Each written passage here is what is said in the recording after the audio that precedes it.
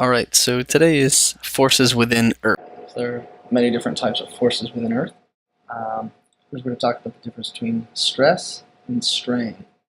So, stress is actually the force, the type of force being applied, different forces that are working on our tectonic plates.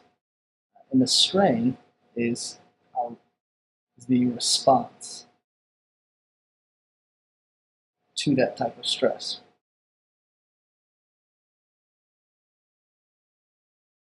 So depending on the force, that will change the type of strain. So the first one is compression.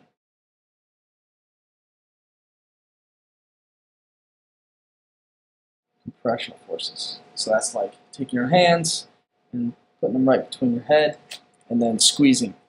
Sometimes something I would like to do for you.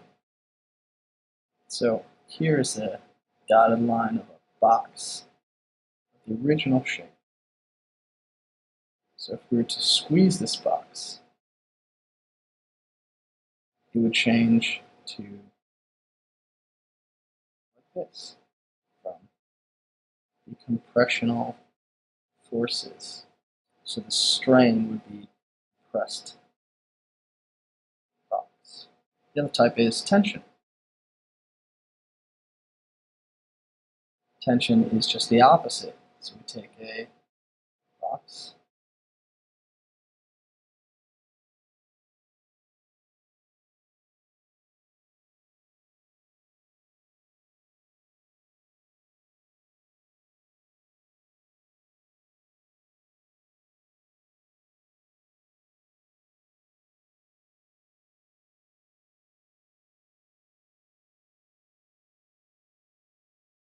shear strain.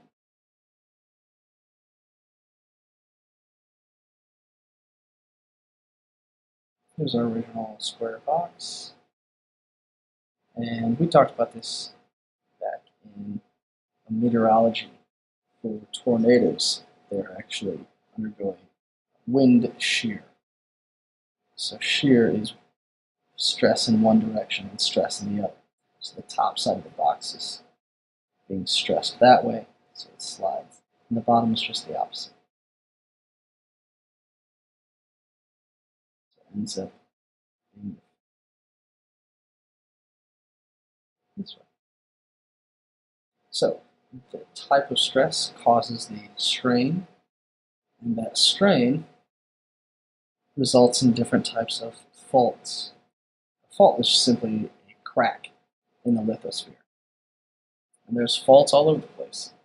There's actually some ancient fault lines from when the Appalachian Mountains were made, which caused the earthquake over in Louisa County a few years ago. So reverse fault, because of those compressional strain, we're going to just draw two-dimensional here.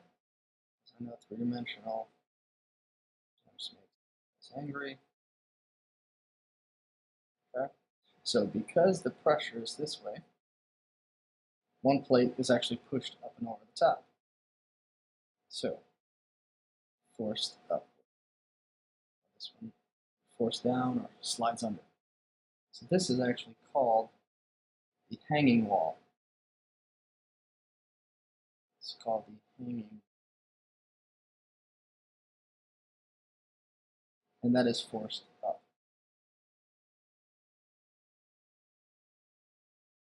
Okay, so if we were to actually plant a tree, or put a tree here,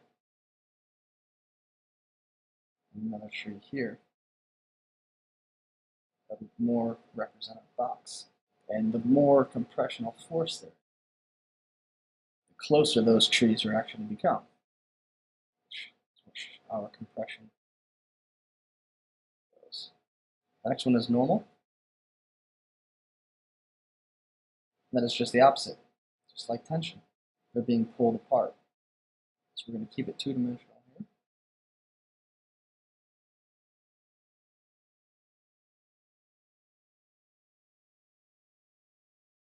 So this is the hanging wall. This is the footwall. The footwall this time is actually the one being forced out because the part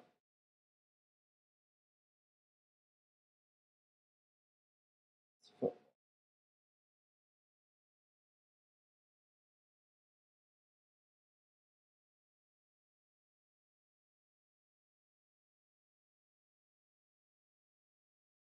And shear strain, that creates what is called a strike slip.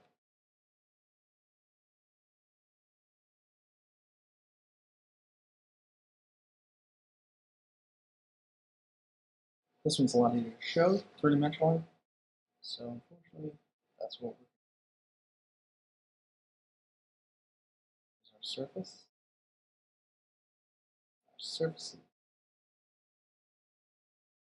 going one way. And you can actually see this a lot in California, where there's some old orange groves and other trees that you can actually see the trees move away from one another. Where they're originally planted in a row, now 20 years later, they have changed. So when they move, they release energy. The release of energy is actually what causes the vibrations in the lithosphere, or an earthquake, or wave in the earth.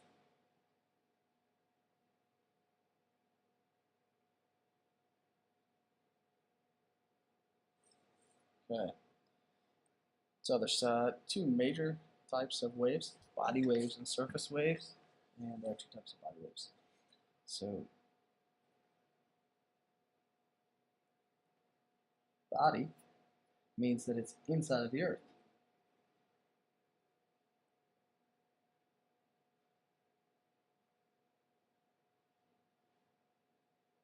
Okay? Those are P waves and S waves. P waves for primary, and S waves for secondary. Primary waves, those are compressional waves. So a push-pull,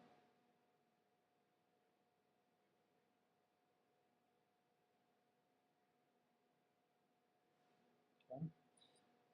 Those kind of like a slinky that not if you shake it upside down, but if you pull it toward you and then release it. So it's stretched out, and then when you release, there's your compression wave. And it'll actually bounce back to you. So there's our compression. It moves in the same direction as the wave propagates or moves.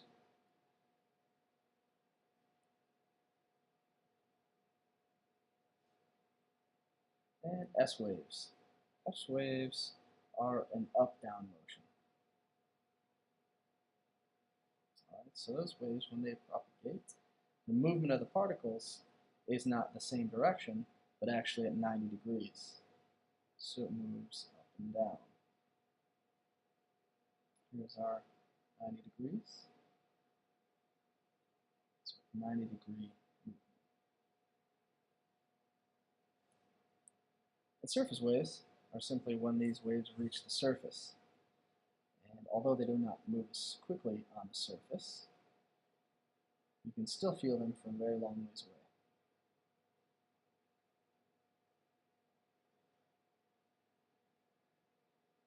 So they still have the side to side. They're actually called love waves.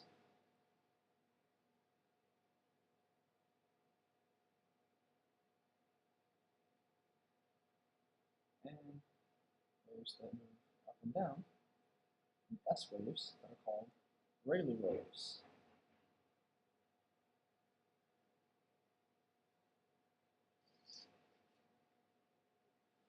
Rayleigh waves are similar to if you were to throw a stone or a rock into a pond, and you actually watch those ripples move apart.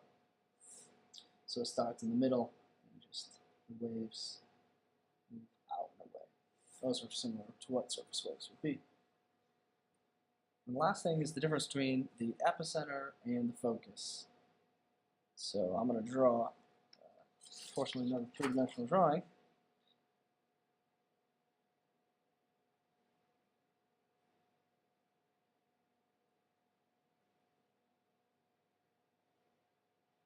So we have our lithospheric plates.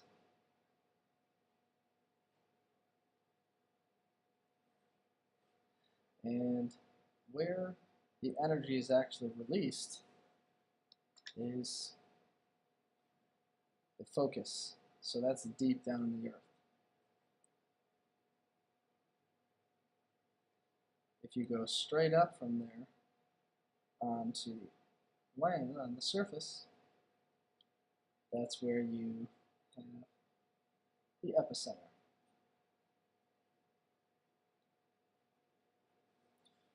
All right, that's it. Now create your 3 questions, and you're done with your homework.